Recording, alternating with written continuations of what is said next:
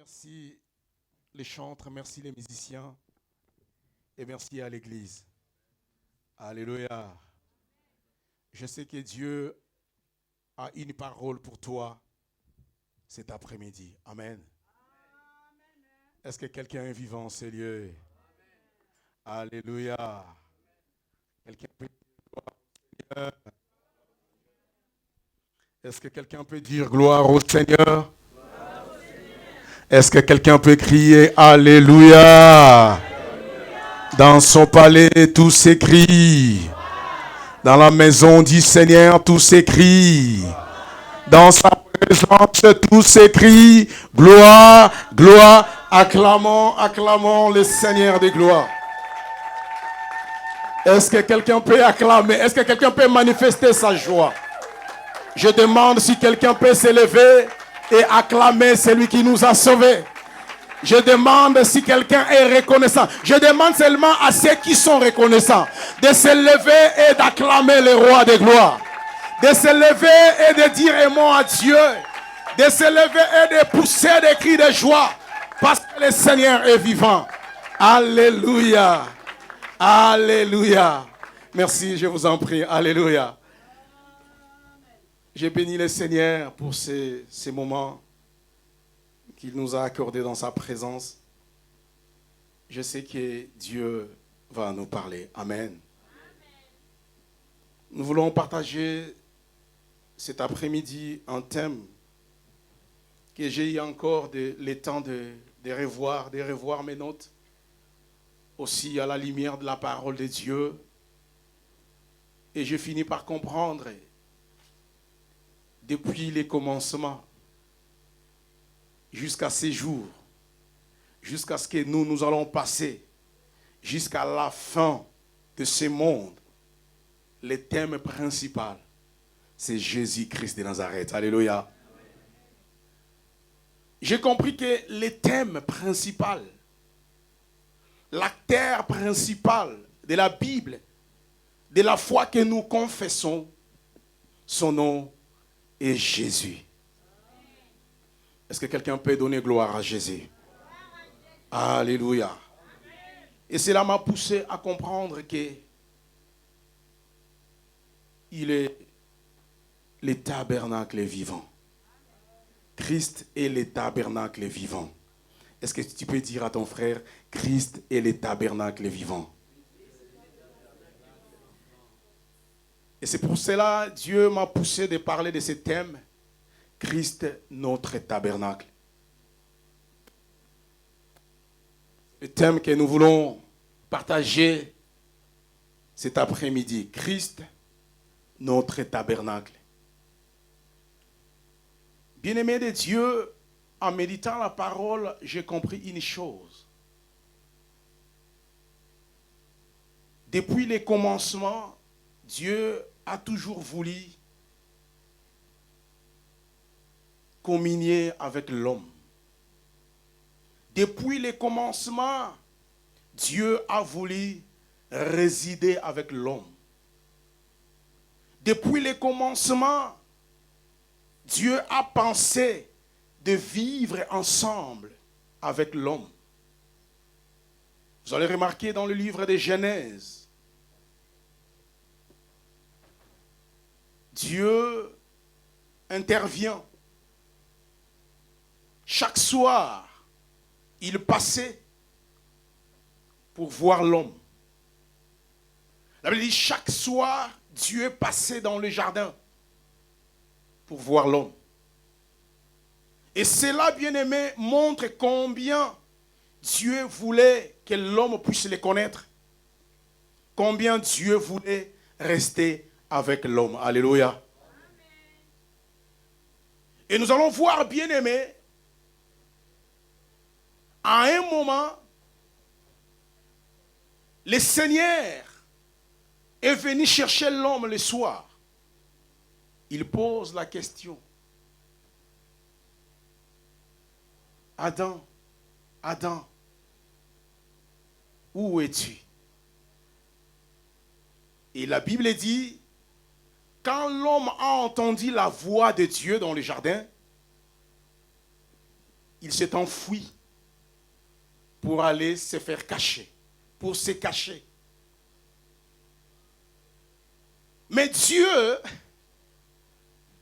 tenait toujours à rester avec l'homme. Si on peut lire ça dans le livre de Genèse. Genèse chapitre 3. Alléluia.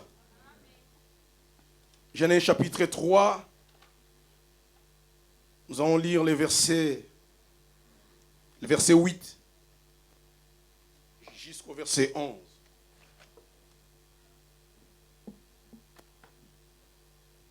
La Bible dit, si on peut se tenir debout, s'il vous plaît. Merci pour votre obéissance.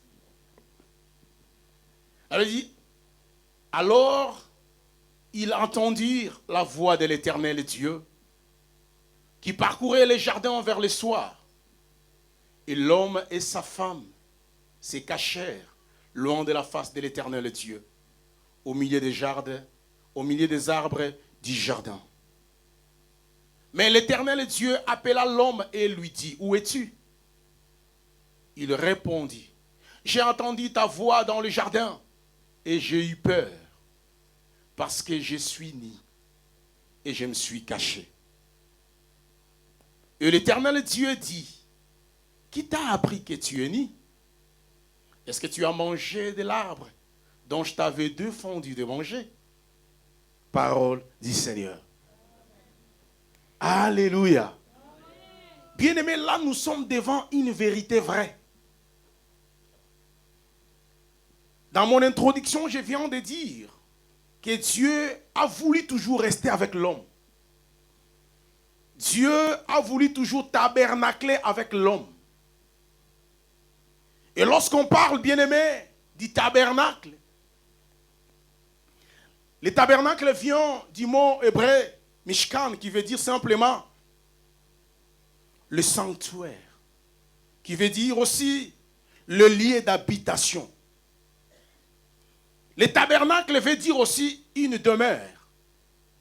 Alléluia.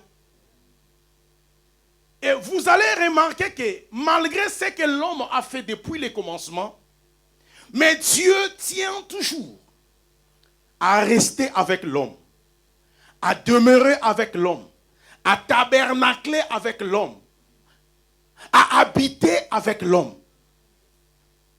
Malgré que l'homme a fait le mal, Dieu est venu à sa recherche. Je veux dire à une personne que Dieu vient toujours à notre recherche. Qui peut dire Amen? Lorsque nous sommes dans la perdition, lorsque nous détournons de la voie de Dieu, lorsque nous faisons des choses qui ne donnent pas gloire à Dieu, lorsque nous nous éloignons de Dieu, par son amour, Dieu vient toujours à notre recherche. Le problème, c'est à nous de comprendre et d'attendre la voix de Dieu. Mais malheureusement, Adam a attendu la voix de Dieu. Au lieu de répondre, me voici.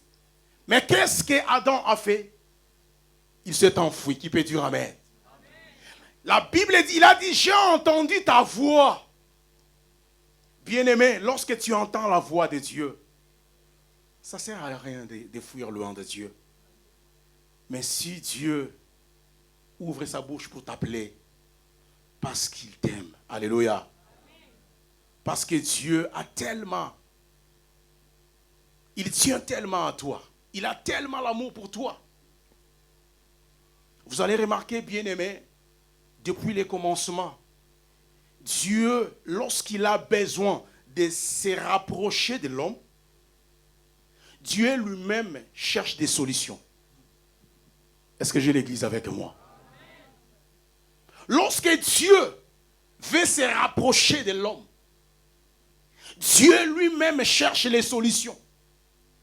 Lorsque Dieu veut ramener l'homme dans le droit chemin, Dieu lui-même cherche les solutions, je peux même les dire au pluriel. Pendant que Jonas fouillait loin de la face de Dieu, Dieu a trouvé une solution. Est-ce que j'ai l'église? Pendant que Jonas pensait fuir loin de Dieu, mais Dieu avait toujours une solution. Je vais dire à une personne, tellement que Dieu tient à toi, Dieu va utiliser toutes les solutions pour te ramener près de lui. Qui peut dire Amen? Il se retrouve dans le ventre des gros poissons. Mais malgré cela, Dieu avait toujours une solution. Il le ramène, il prend le poisson, il le ramène jusqu'à Ninive. Et là-bas, je ne sais pas quelle solution que Dieu a utilisée. Si seulement il a soufflé, ou seulement il a touché sa main sur le poisson a ouvert sa bouche. Et il a vomi Jonas. Je vais dire à une personne, tant que tu ne seras pas là où Dieu te voit, Dieu continuera toujours à te chercher. Est-ce que j'ai l'église avec moi? Tant que tu ne seras pas encore là où Dieu te voit, même moi qui vous parle, la Bible dit, il châtie l'enfant qui l'aime. Dans le ventre, ce n'est pas pour châtier afin que Jonas meure, mais c'était pour ramener Jonas dans sa direction, dans la bonne direction. Dieu tient toujours à nous. Dieu tient à toi. Bien-aimé, je veux te dire une chose, que tu as de l'importance aux yeux de l'Éternel. La Bible dit, parce que tu as du prix à mes yeux, je peux même donner des nations à ta place. Dieu est prêt à donner des nations à ta place, parce que tu as du prix à ses yeux.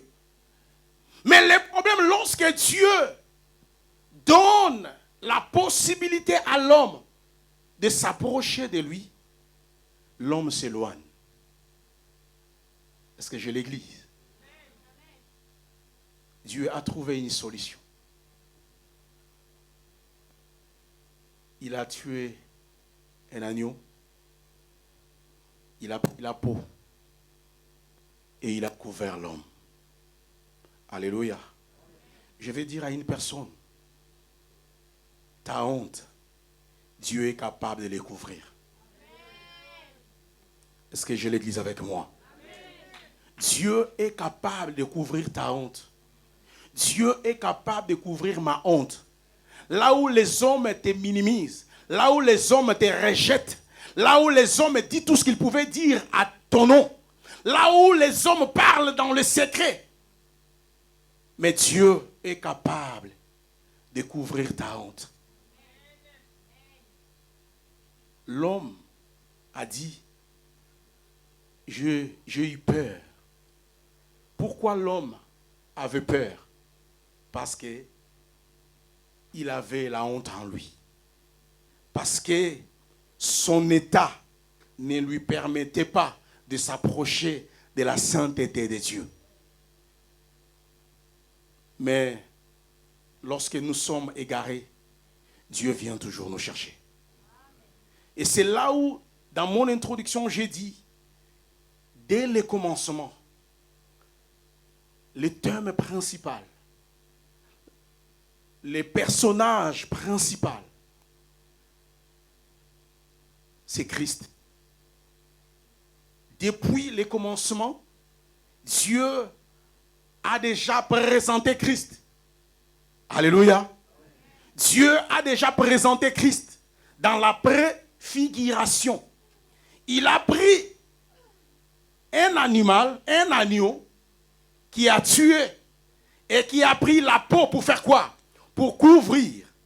Parce qu'à l'époque, ce n'était pas encore le temps que l'agneau vienne pour ôter les péchés. Mais c'était le temps où les péchés étaient couverts. Alléluia. Amen.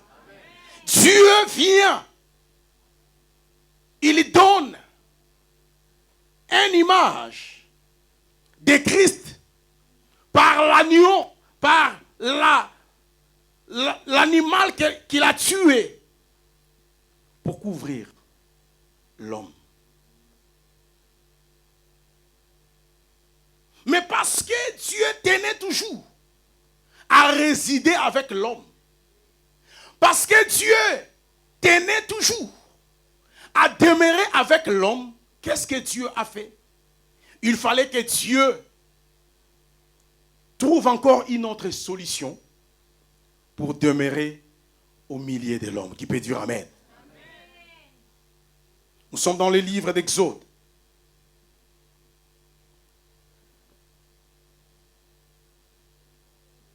Exode chapitre 25. Le verset 1. Nous allons lire jusqu'au verset 9. Écoutez. Là, quand Dieu lui-même trouve les solutions, qu'est-ce qu'il avait dit?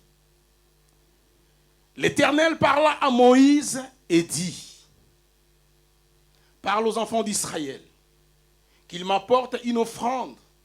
Vous la recevrez pour moi de tout homme qui le fera de bon cœur.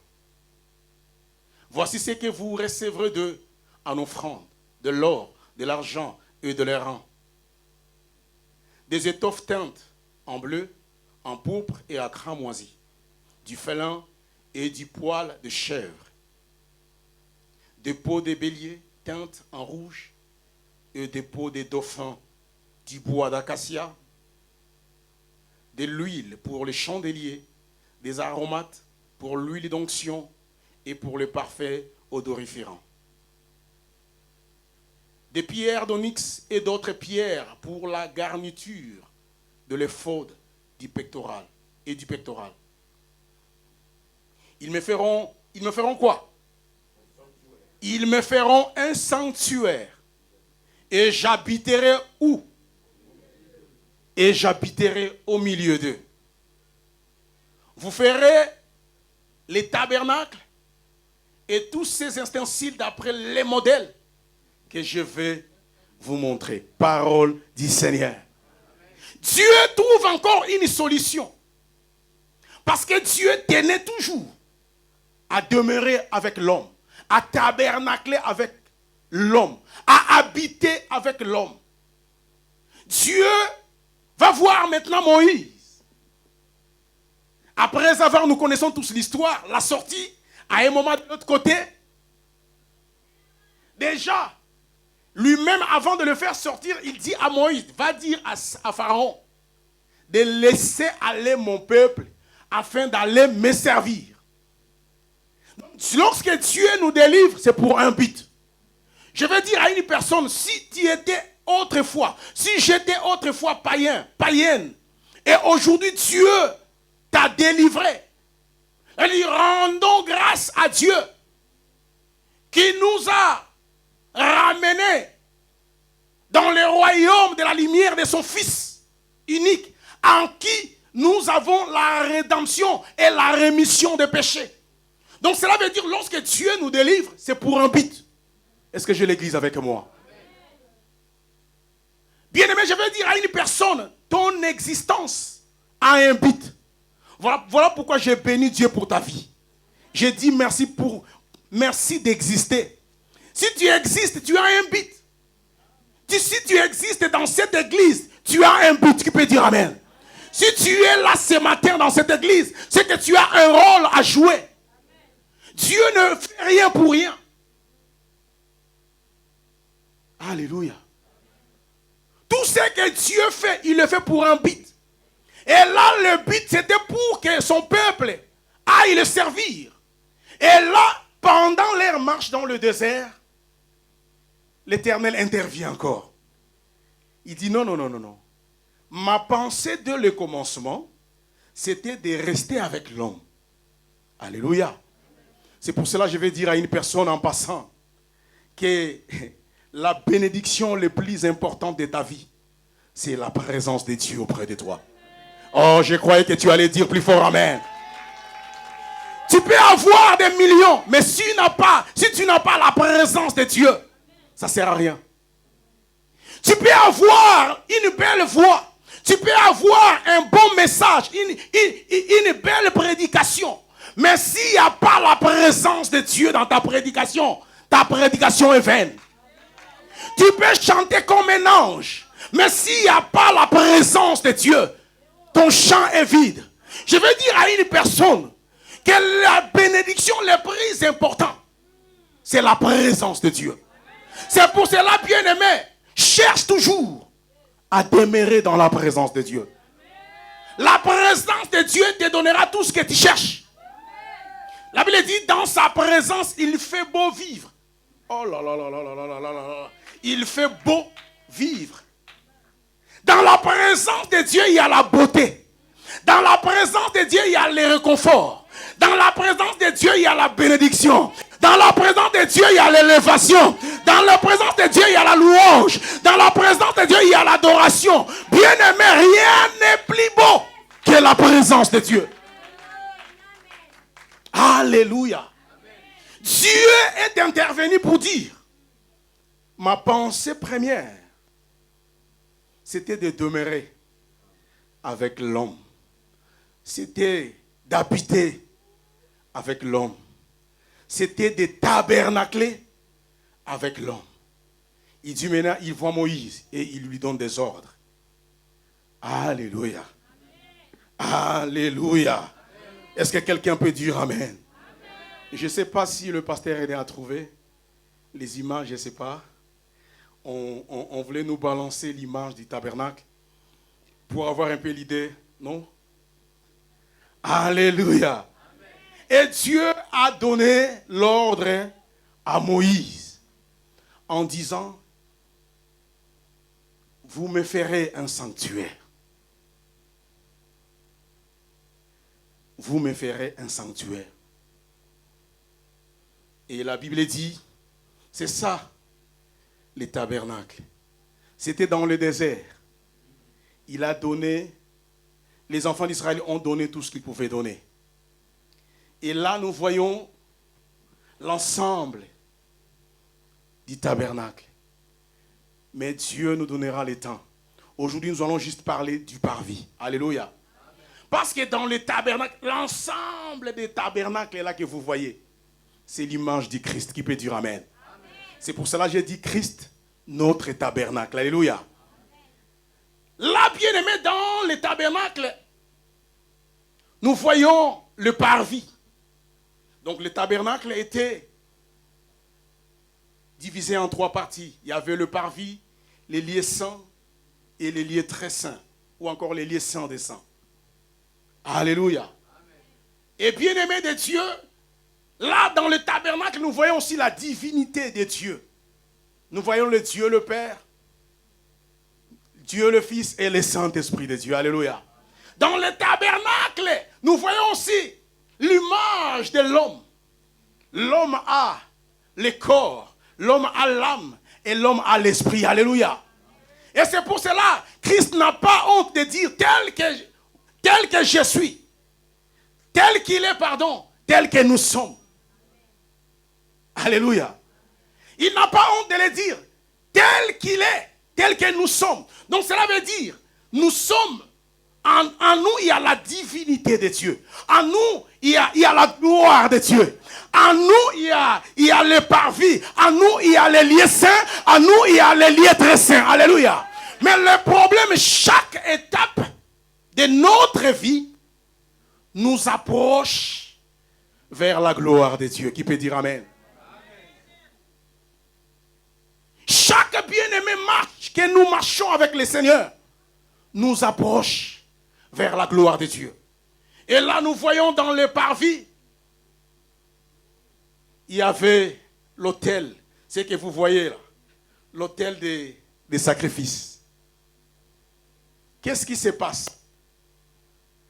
Parce que Dieu voulait vivre avec l'homme. Parce que Dieu voulait demeurer avec l'homme. Mais parce que Dieu ne peut jamais contredire sa parole, la Bible dit tellement qu'il est saint, il n'écoute pas la prière des pécheurs. Il ne réside pas avec les pécheurs. Mais Dieu lui-même a trouvé aussi une solution.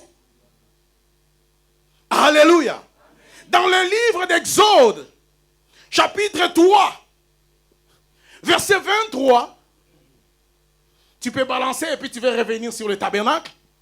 Exode chapitre 3, verset 23. La Bible dit, car tous ceux qui sont péchés, bien aimés, tous ont péché et sont privés de la gloire de Dieu. Parce qu'il y avait la privatisation. Parce qu'il y avait une barrière qui empêchait l'homme de la gloire de Dieu. Parce qu'il y avait un obstacle qui ne permettait pas l'homme d'avancer vers la gloire de Dieu. Dieu lui-même a trouvé encore une solution. Alléluia. Il dit au peuple, il dit à Moïse, lorsque le peuple, parce que nous ne pouvons pas donner tous les détails, parce que les tabernacles, on peut en parler même pendant 2 mois, 3 mois. Donc là, je suis en train de survoler, mais je sais que les Saint-Esprit fera en sorte que nous puissions transmettre l'essentiel. Est-ce que j'ai l'église avec moi? Il dit, lorsque le peuple péchera devant l'Éternel, il amènera un agneau, un pigeon, un bélier. Alléluia.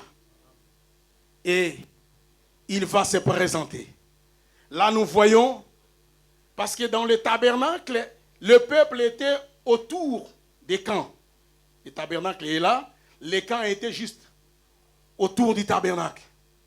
Et lorsque le peuple péchait, comme là nous voyons ce monsieur qui vient, parce qu'il avait péché, il vient devant Dieu pour donner son offrande. Et qu'est-ce que la Bible dit? Je ne sais pas si le pasteur a mis cette vidéo, je ne sais pas, où vous allez voir le peuple venir, une personne venir avec son offrande. Lorsque la personne va se présenter devant les souverains sacrificateurs, les souverains sacrificateurs, il ne va pas faire attention à l'homme qui est venu. Mais par contre, les souverains sacrificateurs, lui, il va faire l'attention, toute son attention sera tirée sur l'offrande.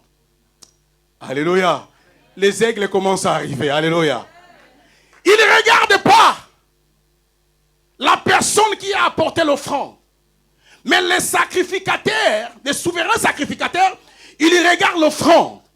Il va examiner bien l'offrande.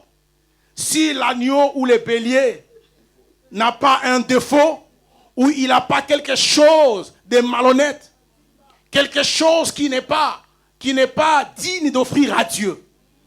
Alléluia. C'est pour cela, lorsque nous venons devant Dieu, avant d'offrir à Dieu, toi-même sois une offrande digne pour la gloire de Dieu. Bien-aimé, je veux que toi-même, je veux que moi-même, que nous soyons, nous tous, des offrandes. Alléluia. Parce que Dieu, à ce qui concerne l'offrande, il regarde bien. Alléluia. Il va observer bien. Il va examiner l'agneau. Et si l'agneau est conforme, et c'est à ce moment-là, les sacrificateurs, il va prendre les couteaux, il va maintenant donner à la personne qui a apporté son offrande. Est-ce que j'ai l'église avec moi? Et qu'est-ce que la personne va faire? La personne va prendre le couteau et il va juste prendre sa main droite. Il va le poser dans l'animal. Alléluia. Et qu'est-ce qui va se passer? Ses péchés vont quitter son corps et cela va se transmettre dans l'agneau. Alléluia. Mais aujourd'hui, parce que Christ est notre tabernacle, tu n'as pas besoin de ramener un agneau, tu n'as pas besoin de ramener un bélier, mais lui-même il s'est offert comme une offrande. C'est pour cela, ces jours-là, lorsque Jean-Baptiste l'a vu, il a dit, voici l'agneau de Dieu, voici l'agneau de Dieu, voici l'agneau de Dieu qui ôte les péchés du monde, voici l'agneau de Dieu qui ôte les péchés du monde. Bien-aimé, Christ est notre tabernacle. Nous n'avons pas besoin de s'approcher devant Dieu avec l'animal, avec les pigeons, avec les béliers, mais seulement avec le sang de Jésus. Nous sommes justifiés. Seulement avec le sang de Jésus. Nous sommes pardonnés. La Bible dit, le châtiment qui nous donne la paix est tombé sur qui? Sur lui. Et c'est par ces meurtrissures que nous sommes guéris. À l'époque, il fallait que le sang soit versé. Parce que Dieu aime le sang. Alléluia. C'est pour cela, le sang a une voix. Alléluia. Le sang a une voix. Ce jour-là, la Bible dit, la voix du sang de Caïn, d'Abel, pardon, criait vers Dieu. Alléluia. La voix du sang d'Abel criait jusqu'à Dieu. Bien-aimé, lorsque la personne est venue avec son offrande, c'est pour que la voix de son offrande crie vers Dieu, afin que son péché ou ses péchés non soient pardonnés, mais que cela soit couvert. Est-ce que j'ai l'église avec moi? En fait, l'action que l'homme faisait, c'était seulement pour couvrir ses fautes. Mais gloire soit rendue à Dieu.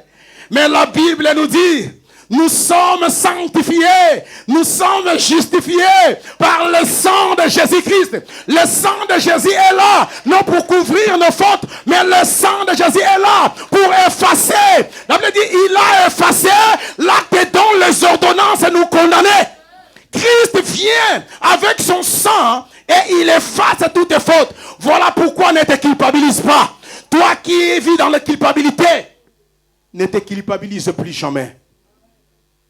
Crois à la puissance du sang de Jésus-Christ.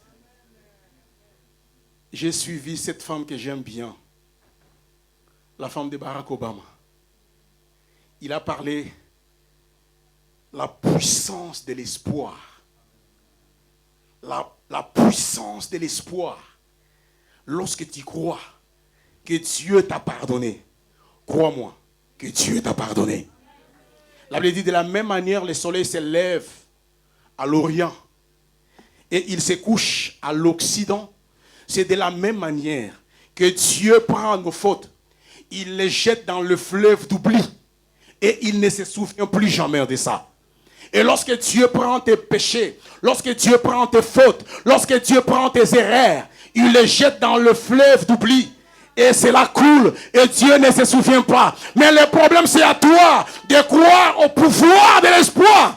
De croire, bien-aimé, que Christ t'a pardonné. De croire que Christ t'a restauré. Bien-aimé, Dieu donne toujours une seconde chance. J'entends quelqu'un dire plus fort Amen. J'entends quelqu'un dire Alléluia. Bien-aimé, il y avait l'autel des sacrifices. Et vous allez voir derrière, il y a l'équipe de rang. Qu'est-ce qui s'est passé avant les sacrificateurs puissent rentrer dans les services? Il avait l'obligation de se sanctifier, de se laver les mains, les pieds, avant de commencer les services. Mais toi, aujourd'hui, tu joues ces rôles. La Bible dit, il nous a fait tous. Les aigles arrivent. Il nous a fait tous un royaume de sacrificateurs. Et la Bible dit, et nous régnerons sur la terre. Est-ce que quelqu'un croit au règne de Dieu sur la terre? Je veux dire à une personne, tu régneras sur la terre. Tu régneras sur la terre. Tu régneras. Ce n'est pas seulement dans le ciel, mais même sur la terre. Tu régneras. J'aime lorsque Papa René dit, il donnera au temps présent et au temps à venir la vie éternelle. Mais avant de vivre la vie éternelle, si seulement tu crois à la puissance du sang de Jésus-Christ, bien-aimé, tu vas régner. Tes enfants régneront. J'ai dit tes enfants régneront. Ta postérité possédera les portes de séjour de ses ennemis. Alléluia. Ces jours-là sur la croix, nous n'avons pas besoin de venir. Je me souviens encore. Il y a une voisine de chez nous qui chantait. Et Papa Maï Il y a un monsieur Papa Maï à Kinshasa. Et ces gens, ils avaient des bidons avec de l'eau. Et ses papas et sa femme, ils croyaient tellement à ces bidons d'eau. Et parce qu'ils étaient juste avant, à côté de chez nous, j'entendais Maman Célestine, quand il partait prendre sa douche, il prend un verre d'eau que Papa Maï lui a donné et il verse dans l'eau qu'il doit prendre sa douche. Et pendant qu'il prenait les seaux pour aller se baigner, j'entendais Maman Célestine chanter. Et Papa Maïe, pesa betu mansa betu yebila, betu butabanae, parce qu'elle n'accouchait pas. Il chantait, et Papa Maï, il chantait les noms de ces messieurs-là. Donne-nous de l'eau, nous allons se laver et nous allons faire des enfants. Mais jusqu'au jour d'aujourd'hui, Maman Célestine est toujours sans enfant. Alléluia. Je ne suis pas là pour se moquer de lui. Mais je vais simplement dire à une personne, si Maman Célestine peut faire confiance à l'eau qu'une personne lui a donnée, il dit, donne-nous de l'eau, nous allons prendre douche et nous allons faire des enfants. À combien plus forte raison le sang de Jésus-Christ. Alléluia. Le sang de Jésus donne des enfants. Le sang de Jésus donne la restauration. Le sang de Jésus donne la vie. Le sang de Jésus donne l'amour. Le sang de Jésus donne la paix. Le sang de Jésus donne un mariage. Le sang de Jésus peut te donner tout ce que ton cœur désire.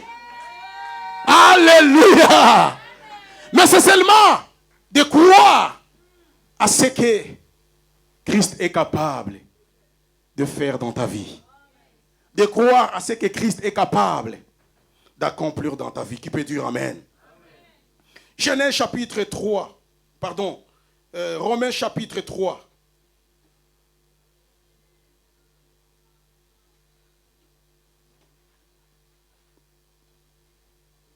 Les versets 21 à 26.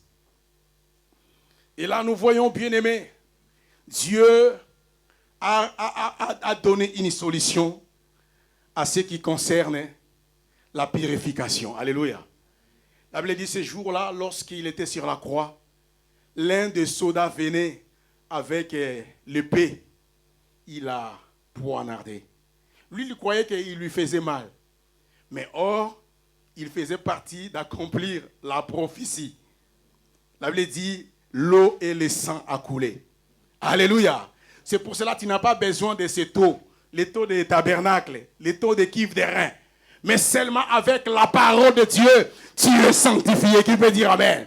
La Bible dit, sanctifie-les par ta parole, car ta parole est la vérité. Bien-aimé, la parole de Dieu est capable de sanctifier le corps. La parole de Dieu est capable de sanctifier l'âme. La parole de Dieu est capable de sanctifier ton esprit, de sanctifier ta maison, de sanctifier tes enfants, de sanctifier ton avenir. Mais si seulement si tu crois à la puissance de la parole, la Bible dit, si tu crois, tu verras la gloire de Dieu. Qui peut dire Amen? Ces choses, on nous a parlé le vendredi, c'était juste un chemin pour que nous puissions comprendre ces choses afin de vivre bien, afin de vivre pleinement notre vie chrétienne. Qui peut dire Amen? Qu'est-ce que la Bible dit? Mais maintenant, sans quoi? Oh, lisons tous s'il vous plaît. Mais maintenant, sans la loi, et manifester quoi? La justice de Dieu. Alléluia. Amen. Je vais faire la lecture des kangourous. Je dis, mais maintenant, virgule, sans la loi, et manifester la justice de Dieu. Qui est la justice de Dieu? Alléluia. Qui est la justice de Dieu? Je veux dire à une personne que Christ est la justice de Dieu. Jésus-Christ est totalement la justice de Dieu. La Bible dit, cette justice a été manifestée, à laquelle rendent témoignage la loi et le prophète. C'est ce que nous avons parlé le vendredi. Les prophètes et la loi ont parlé d'une seule personne. Et son nom, c'est Jésus. Qui peut dire Amen? Alléluia. Dans Genèse, on parle de Jésus. Dans Exode, on parle de Jésus. Dans Deutéronome, on parle de Jésus. Dans Nombre, dans Ésaïe, bien aimé, jusqu'à Apocalypse, on parle d'une seule personne. Ah, Yesu na Yesu. On parle que de Christ. Et la Bible dit, même la loi a rendu témoignage. Continuez, Yaya. On rendu témoignage. Justice de Dieu par la foi. En qui? En Jésus-Christ. Pour tous ceux qui croient, il n'y a point de distinction. Continue, Yaya. Car tous ont péché et sont privés de la gloire de Dieu. Amen. Alléluia. Tous sont péchés, ils sont privés de la gloire. Mais Dieu trouve une solution. Il dit quoi? Et ils sont quoi? Ils sont gratuitement justifiés par sa grâce, par les moyens de la rédemption en qui? Qui est en Jésus-Christ. Alléluia. Le plan de rédemption. Non, j'aime la précision de la parole de Dieu. La Bible dit, et ils sont gratuitement justifiés par sa grâce. Cela veut dire une seule personne. Alléluia. Et cette grâce-là, Dieu a trouvé un moyen. Par les moyens. Quel est ce moyen? La rédemption. Et où nous avons trouvé la rédemption? C'est sur la croix de Golgotha. Qui peut dire Amen? Dieu a réalisé son plan de la rédemption. Alléluia. Il fallait, bien aimé, que l'homme s'approche de Dieu afin d'obtenir gratuitement la justice de Dieu par la grâce. Cela veut dire tu ne mérites pas. Par sa grâce. Et Dieu a utilisé la grâce comme un moyen, bien-aimé, pour que toi, tu trouves la rédemption. Pour que moi, je trouve la rédemption. Bien-aimé de Dieu, lorsque nous venons dans la présence de Dieu, lorsque nous prions, lorsque nous servons Dieu, pensons à toutes ces choses. Alléluia. Les salis, Dieu a eu le temps pour que toi, tu sois sauvé. Et je vais épingler quelque chose en passant. Même toi qui crées des problèmes, toi qui crées les circonstances pour peut-être disqualifier, pour peut-être perdre les autres, je vais dire à une personne, mais que l'âme a du prix aux yeux de l'Éternel. Est-ce que l'Église peut dire Amen? Alléluia. L'âme que Christ a payée sur la croix. Même les petits là qui est derrière. Christ a payé sa propre vie pour acheter ce jeune homme. Alléluia. Faisons attention, bien-aimés. Faisons attention. J'aime ce silence. Faisons attention. Dieu a besoin que les âmes soient sauvées. Dieu a besoin que toi, que moi, nous soyons sauvés. Si Dieu a organisé toutes ces choses depuis le commencement, ce n'est pas pour que l'homme puisse gâcher le plan de Dieu. Qui peut dire Amen? Mais, malheur, parce que la Bible dit, malheur à toi, qui sera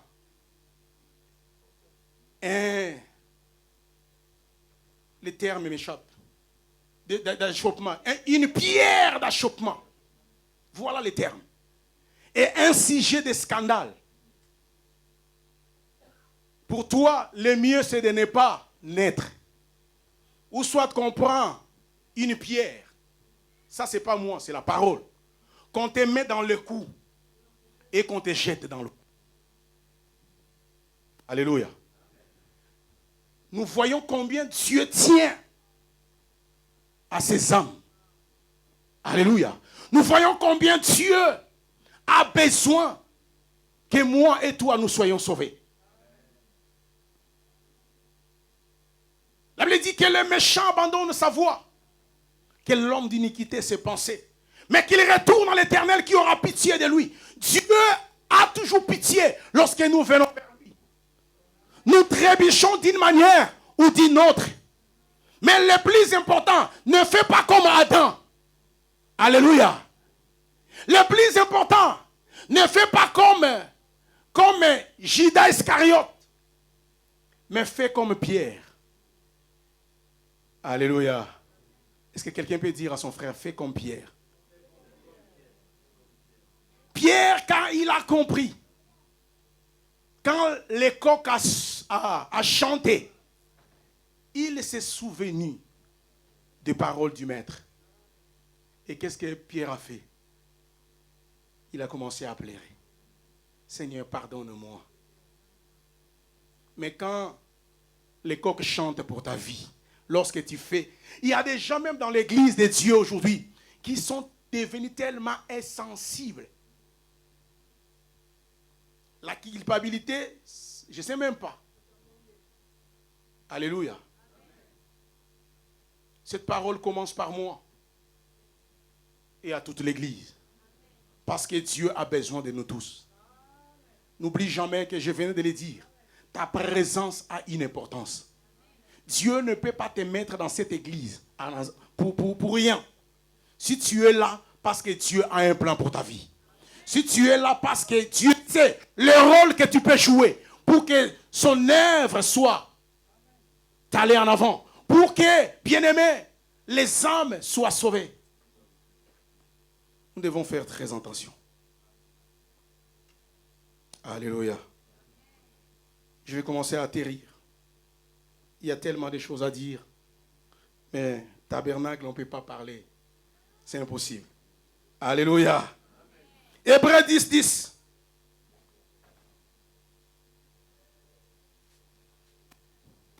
Hébreux 10, 10. C'est en vertu de cette volonté que nous sommes sanctifiés par l'offrande du corps de qui? De Jésus-Christ. Une fois pour toutes. Est-ce que quelqu'un voit la richesse de ce verset? Donc tu es sauvé une fois pour toutes. Mais si aujourd'hui tu te perds, c'est que c'est toi. Si aujourd'hui je me perds, c'est que c'est moi. Mais Christ a payé déjà une fois et puis c'est tout. Il a tout accompli. C'est en vertu de cette volonté que nous sommes sanctifiés. Par l'offrande. Dieu a donné son offrande. Tu n'as pas besoin de venir avec des chèvres, avec des boucs, avec de quoi que ce soit. Mais Dieu a donné son offrande. Suffit pour toi. Est-ce que quelqu'un peut dire Christ me suffit? Seulement Christ. Cela te suffit. Alléluia. Bien-aimés de Dieu, tout ce que nous pouvons chercher, cela se trouve en Christ. Alléluia. Christ est notre tabernacle. Tu cherches le pardon. Christ est notre pardon. Tu cherches de s'approcher de Dieu. Il n'y a qu'un seul moyen. Je vais dire à une personne, Jésus-Christ est le chemin. Il connaît bien ton chemin parce que lui-même, il ne se perd jamais. C'est pour cela qu'il s'appelle le chemin. Il connaît la vérité de ta vie parce que lui-même, il s'appelle la vérité. Il ne se trompe jamais. Alléluia. Bien-aimés de Dieu, craignons le Seigneur.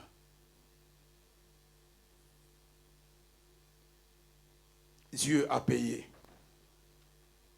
Dieu a payé.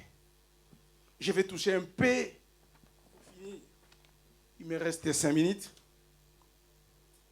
À ce qui concerne le verset d'Exode où Dieu dit à Moïse, tu le feras selon les modèles que je t'ai donné selon les modèles qui t'a été montré sur le montagne. Qui peut dire Amen? Alléluia. Mais que signifient les modèles? Vous allez voir les tabernacles, si on peut nous remettre. Il y avait tous les détails que Dieu a donnés à Moïse. C'est ce qu'ils ont accompli. Vous allez remarquer, Dieu a dit, il y aura l'autel des sacrifices. Et il dit, les cornes vont sortir. Donc il y a 4 cornes qui sont sorties de l'autel. Et vous allez voir que les cuivres, de la même manière, parce que nous sommes dans le paradis, je ne peux pas aller loin. Mais il y a une séparation que Dieu a donné l'ordre. Alléluia. La séparation là nous introduit dans le lieu saint. Et dans le lieu saint, Dieu a donné même les dispositions. Il a dit, dans les rideaux, vous allez mettre l'autel de parfum. Et à droite, il y a les chandeliers. Alléluia. À gauche, il y a la table des propositions. Et dans les tables là, il y a 12 pains. Qui est l'image des 12 tribus d'Israël. Qui peut dire Amen. Dieu a donné même les détails. Mais je vais dire à une personne, que cela signifie à ce qui concerne Christ, notre tabernacle. Je vais dire à une personne, tous les détails de la vie de Christ a de l'importance. Qui peut dire Amen. J'entends quelqu'un dire plus fort Amen. Tous les détails de la vie de Christ a une importance. Alléluia. Sa naissance a une signification pour nous. Alléluia. Par sa naissance, nous sommes nés de Dieu. J'attends quelqu'un dire Amen. Amen. Par son baptême, nous avons aussi le Saint-Esprit. La Bible dit ce jour-là, pendant son baptême, une voix a déclaré. Et il y a la colombe qui est descendue. Alléluia. Alléluia. Cela veut dire quoi? Parce que vous êtes nés de Dieu, vous avez part au Saint-Esprit. Qui peut dire Amen. Voilà ce qui signifie. Chaque détail de vie de Christ a une signification. De la même manière, chaque détail de tabernacle a une signification. Qui peut dire Amen. Par sa souffrance, bien aimé, cela a une signification. La Bible dit par ses meurtrissures, nous sommes guéris. Qui peut dire Amen. Si aujourd'hui nous invoquons Jéhovah Rapha, parce que ce jour-là, il a accepté de souffrir. Il a accepté d'être flagellé. Il a accepté qu'on crache sur lui. Dans sa souffrance, Christ a souffert. Voilà pourquoi toi, tu ne souffriras jamais. Je déclare, parce que Christ a souffert à ta place, tes enfants ne souffriront jamais. Je déclare, parce que toi, Christ a souffert à ta place, toi, tu ne souffriras jamais. Même si aujourd'hui tu souffres, c'est juste un chemin. Derrière ça, il se cache quelque chose de glorieux. Qui peut dire Amen. Dans sa souffrance, il y a des enfants. Dans sa souffrance, il y a le mariage. Dans sa souffrance, il y a tout ce que nous pouvons. Il y a la guérison. Même les maux de tête qui te dérangent, l'estomac, je ne sais pas moi. La Bible dit, par ses meurtrissures, nous avons été guéris. Par sa mort, ces détails-là, il nous a rendus à la vie. Par sa mort. Alléluia. Même ceux qui sont déjà morts, par sa mort, non, Dieu est merveilleux. Même ceux qui nous ont précédés là. Même ceux qui nous ont précédés, mais par sa mort, il est allé les chercher dans le séjour des morts. Et la Bible dit, même c'est eux qui vont premièrement ressusciter. Qui peut dire Amen? Et après, ce sera quoi? Nous les vivants. Qui peut dire Amen? Donc par sa mort, il nous a ressuscités. Qui peut dire Amen? Par sa résurrection, il nous a donné la victoire. La Bible dit, mort, où est ton aiguillon? Christ a vaincu. Si Christ peut vaincre la mort, non, je ne veux pas utiliser paix. Oui, paix aussi, parce qu'il a le pouvoir. Si Christ, je vais être vraiment clair, si Christ a vaincu la mort, qu'est-ce qui peut se passer dans ta vie où Christ n'arrivera pas à vaincre? Quelle est cette situation de ta vie que le Seigneur n'arrivera pas à donner une solution?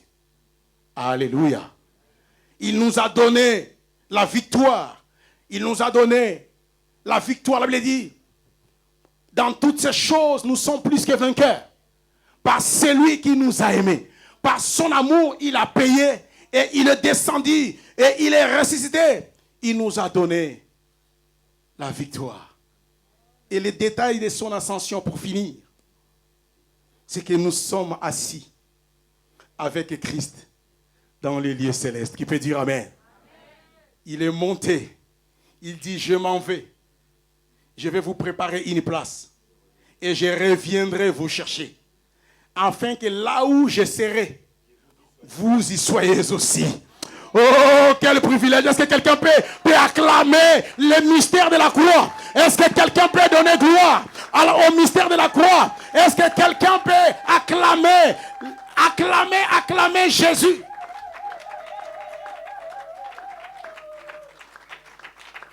Afin que là où je serai, vous y soyez aussi. Bien-aimé, je vais dire à une personne, Christ est notre tabernacle. Alléluia. Tu peux dire à ton frère, Christ est notre tabernacle. Là, nous avons juste parlé du parvis. Mais le Seigneur donnera l'opportunité. Nous allons parler du lieu saint et nous allons parler aussi du lieu très saint.